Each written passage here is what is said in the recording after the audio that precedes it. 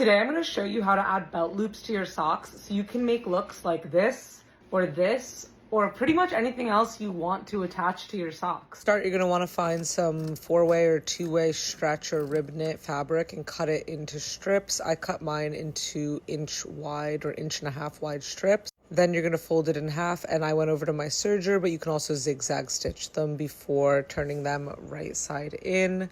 I ended up making a few different tubes, so there was different widths, and then I cut them into about 2-inch long lengths.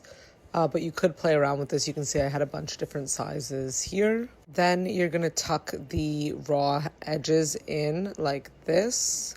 And then you'll get the sock you're using and you'll pin them in place, making sure that the raw hems are not exposed. I ended up doing 2 rows of 2. So there's 4 like belt loops on each sock.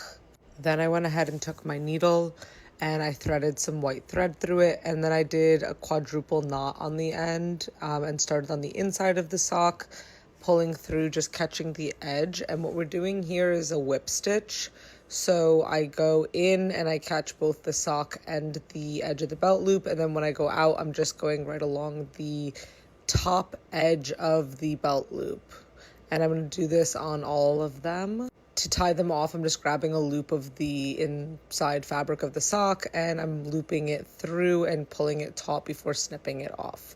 I'm going to repeat this process, and then I love how they look with nothing or with ribbons or chains. What else should I try to attach to these belt loops, and would you give this DIY a try? Let me know.